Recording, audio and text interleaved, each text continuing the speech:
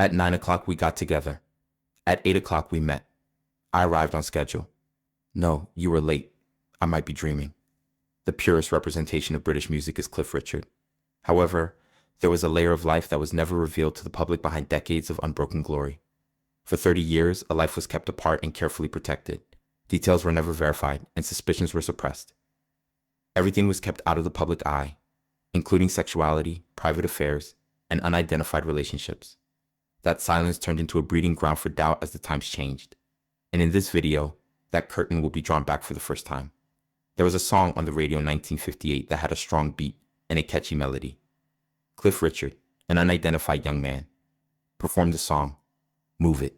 Everything that came after that began there. Move It put Cliff right in the middle of the rock and roll movement, in contrast to the light pop songs that were popular at the time. His presence, in addition to the music, made him stand out. Many dubbed Cliff Britain's Elvis after his arrival. The media had little time to prepare because of how quickly he rose to fame. Cliff Richard made numerous appearances on stage, television, and in teen magazines in a matter of months. His image was strengthened further with each appearance. The media did more than just discuss the music. Cliff was characterized as young, courteous, approachable, and appropriate. Someone who was both knowledgeable enough to draw in young audiences and modest enough to reassure parents. It was a purposefully created image. Producers realized that Cliff Richard could endure for a long time and penetrate every aspect of popular culture if he was kept in a tidy, bright, and endearing frame. Cliff did not oppose that tactic. He adhered to timetables, presented himself appropriately, and made few spontaneous comments. Cliff hardly displayed any controversial behavior during this time. Cliff Richard became well known to audiences throughout Britain as a result of his frequent appearances. In addition to listening to his music, people saw him at televised festivals, on game shows, in movies, and on children's shows. The public thought they knew Cliff because of that familiarity. The acquaintance was one-sided. There were no gaps in what they saw because everything was strictly regulated and meticulously edited. Cliff Richard was more than just a pop star by the middle of the 1960s. He came to represent a young, contemporary Britain that upheld customs and a popular kind of idol. Cliff competed in the 1968 European Song Contest on behalf of the United Kingdom. He became well known throughout the world thanks to the song Congratulations. Even though he lost, Cliff was still recognized at the time as a key figure in music culture. It was no accident that Cliff was chosen to represent the country. He was a risk-free symbol that was appropriate for television, palatable to large audiences, and did not endanger his own life. Cliff went beyond self-awareness when he stated bluntly in a subsequent interview, "I realized very early that the public doesn't just listen to your songs, they look at who you are." It encapsulated the image's whole logic. However, the stage lights continued to shine. Cliff maintained, "An artist can endure only by understanding how they are seen and keeping control over that perception. How does one continue living without being consumed by the very image that defined them?" Cliff had to ask himself when the image outgrew the music. Cliff and Richard found themselves at a turning point as the 1970s approached. He didn't opt for rebellion or following trends when new movements arose. Cliff clung to the familiar. Soft tunes, understandable lyrics, and a clear public image. Cliff gradually transitioned from being a young pop star to a more established persona. Instead of using controversy or stunts, he repositioned himself with a straightforward consistency. Cliff made the decision to stick with his usual audience. Cliff Richard openly declared his faith at the same time. This was a defining aspect of his persona as well as a personal conviction. Cliff regularly participated in shows with themes of community and spirituality. This was not concealed by Cliff. He spoke clearly in many of his public remarks. "I want my music to be a reflection of who I think I should be." Since then, Cliff's songs have been strongly associated with uplifting themes, sometimes even having a moral undertone. These musical selections distinguished him from others and progressively associated his persona with morality. Cliff remained remarkably silent, in contrast to many of his peers who were enmeshed in complex personal lives. He didn't publicly discuss relationships, and there were no confirmed romantic scandals associated with his music. The press questioned Cliff Richard's decision to stay single and his almost complete avoidance of personal affairs. The majority of media outlets kept a certain distance from him during these 2 decades, in part out of respect and in part because there wasn't much to take advantage of. The negative aspects also started to emerge. The more he remained silent, the more he was bound by a presumptive norm. Cliff was not allowed to act carelessly, alter himself too much, or act contrary to his pre-existing persona. Slowly, the ideal bachelor's model turned into a cage from which he was unable to break free. People assumed Cliff would always be well-groomed, appropriate, and the person they had pictured him as. Cliff highlighted this in a public statement on one rare occasion. "People will forget what I sing if I talk too much." Cliff Richard managed to maintain control over his image in an increasingly loud entertainment industry. He also sacrificed almost his whole private life in order to accomplish that. Cliff not only maintained his position but also received a national title after years of staying in a morally secure area. A musician's personal life becomes something that must be carefully concealed when they become an official symbol. Behind the scenes for 30 years, Cliff Richard was killed in 1995. It was an unmistakable moment. Cliff was no longer just a well-known vocalist. He was now recognized as a national cultural icon and a key component of Britain's founding. With that title came image responsibility. Cliff frequently made appearances at important media campaigns, ceremonial programs, and royal events. Cliff was always polite, respectful, and quiet wherever he went. Cliff started traveling more, especially to Barbados, after being granted the knighthood. He lived in a private villa there, cut off from both the British press and the entertainment industry. This habit of living far from his native country initially caused no concern. As time went on, the media became aware that they were no longer privy to Cliff's everyday activities. Newspapers virtually stopped publishing private photos. Cliff Richard kept a consistent rhythm, making appearances when called upon, releasing work when appropriate, and then withdrawing once more, in contrast to the majority of his generation's celebrities who were sucked into rumors. For 30 years, that pattern was repeated. Cliff would frequently smile or sidestep the question when asked why he kept his private life a secret. It wasn't until 2013 that he gave a clear response in a rare interview. "I don't think my personal life is something I need to explain to the public." That succinct response encapsulated almost all of Cliff's philosophy. He refused to engage in debate, not because he disregarded popular opinion. Instead of providing an explanation, Cliff opted for silence as a tactic. Became a paradox as a result of that more than 3 decades of silence. Cliff came under increasing scrutiny as he became more private. The more he avoided interaction, the more conjecture surfaced. Additionally, rumors naturally spread as a result of his lack of response. The gaps in Cliff's biography, his unidentified personal relationships, his appearances with close friends of the same sex, and his periods of isolated living without a clear explanation were all questioned by some newspapers.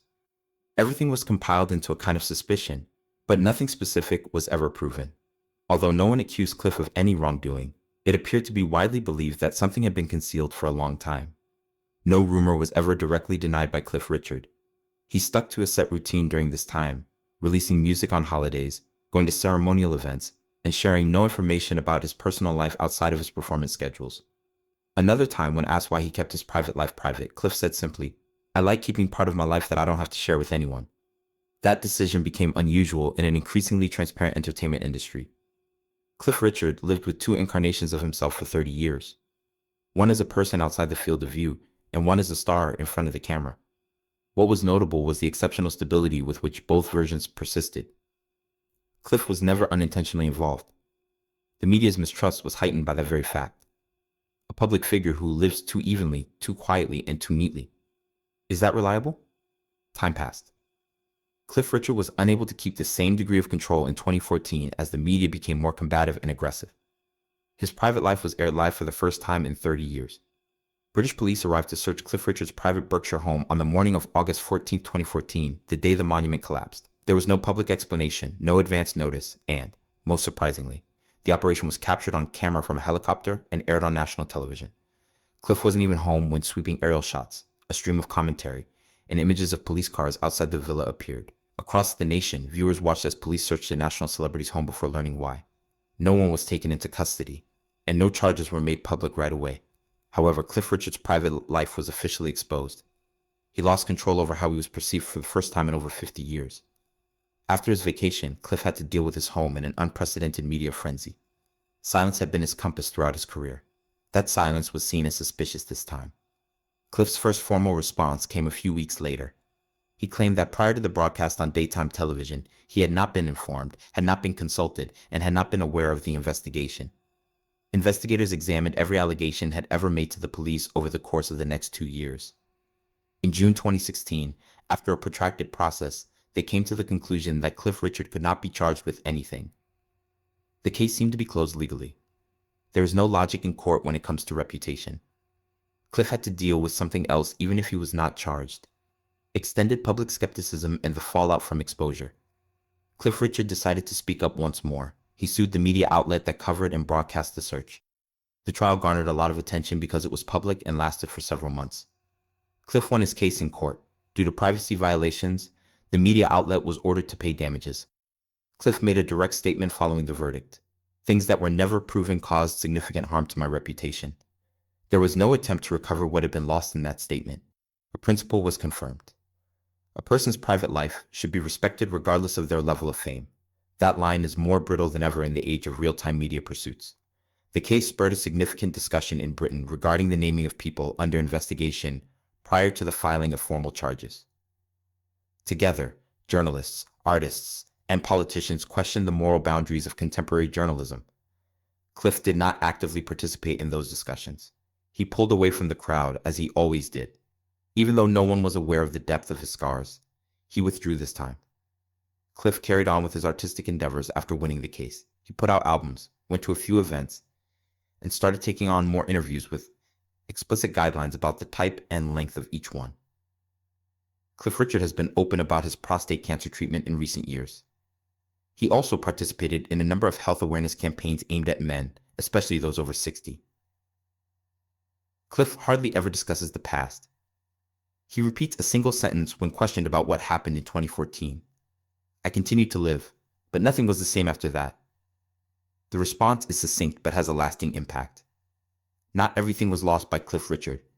He lost the most important thing in his life: complete control over his personal life, which he had guarded for over 50 years. Cliff is still performing today. He began touring major venues with the Can't Stop Me Now tour in 2025. Although Cliff Richard is still listed on tickets, few people behind the scenes would say they actually know who he is. Cliff continued to remain silent when his notoriety was publicly questioned. Scandal was not the starting point for that decision. It all started much earlier, on a far-off day when there was no such thing as Cliff Richard. Initially a different person. Cliff Richard did not have that name at birth. Harry Roger Webb was born into a typical family in Lucknow, India, and moved to England with his parents and 3 sisters following World War II. Harry Webb had a typical upbringing. Although not wealthy, his family's rented home in the Chestnut suburb was stable enough to raise a teenager who was enthralled with American music, particularly Elvis Presley. Harry Webb listened to the radio most of the time he was in his early teens. He started to imagine a different world where life did not repeat the boundaries that surrounded his family after becoming engrossed in sounds from across the ocean. Harry knew at the age of 16 that he did not want to follow in his parents' footsteps. A door opened to music. He realized that simply holding a microphone was insufficient to get through it. He required an identity, a new persona that was entirely distinct from his actual self. Harry Webb used his real name when he first started performing. He eventually decided on Cliff Richard as his stage name. Richard was in homage to Little Richard, one of Cliff's greatest heroes, and Cliff exuded strength and impact. His decision to change his name was motivated by more than just stage appeal or memorability. It was Harry's first attempt to keep his personal life apart from his public persona. Before the stage lights were ever turned on, a line was drawn. Many years later, Cliff Richard acknowledged that his own need for distance, rather than the demands of the stage, was what drove him to create Cliff. In the early years, this separation was still straightforward. Cliff once made the rare statement, "If I hadn't protected those private parts, I wouldn't have lasted this long." It eventually turned into a way of life. It contained all of Harry Webb's possessions. There were no gaps in the Cliff Richard proper order that was displayed to the public. Cliff realized at the age of 18 that he would not be given another chance for a mistake. Discipline had to accompany fame. Preventing even a small overlap between 2 lives was the first discipline. The creation of a public persona was not unique to Cliff. However, few were able to maintain that persona for 60 years without any obvious flaws. This endurance was the result of complete control, not chance. Cliff is frequently described by those close to him as polite and kind but aloof. He never talked too freely about his feelings, he never discussed the people he really cared about, and he always kept work and personal life apart. Cliff Richard appeared to have no public history as a result of this decision. Before he took the stage, very few people knew who he was, but they were aware of what he sang and where he performed. For many years, Harry Webb's name was not mentioned in the media. It was only mentioned in biographies or in-depth interviews, usually in passing, as though it was just a prelude to Cliff Richard, the main character, since it was abandoned. The significance of that name increased. Harry was a symbol of reality. The public owned Cliff's image. Every achievement, every danger, and every look fell on the latter's shoulders. In retrospect, it is clear that there was no scandal or crisis at the start of Cliff Richard's double life. It all started with a young man who wanted to live a long life under the lights and realized that part of himself had to stay hidden in order to do so. The most constant aspect of Cliff's career was that separation, which was never officially announced. A performer who never loses sight of the fact that he is on stage and that only he knows when the curtain will drop. What Cliff Richard concealed is not the last question. This is it. If Cliff had never stepped into the light under another name, would he still have lasted until today? The public was never cut off by Cliff Richard. He just decided not to share everything. He was a performer in front of the lights and a reserved human being behind the curtain for 60 years. To the very end, he maintained that boundary. Because they saw him on television all the time, the public thought they knew him. Only the version that Cliff permitted was visible to them. Harry Webb's origins, injuries, and private life were never fully disclosed. There was only silence, neither scandal nor confession. People began to perceive his prolonged silence as part of his character rather than a choice. Speech can also take the form of silence, and that language was Cliff's first choice. Share this video if you think Cliff Richard's personal choices are just as significant as what he shared with the public. Remember to subscribe to the channel to see more stories where only a portion of the truth is revealed by the stage lights.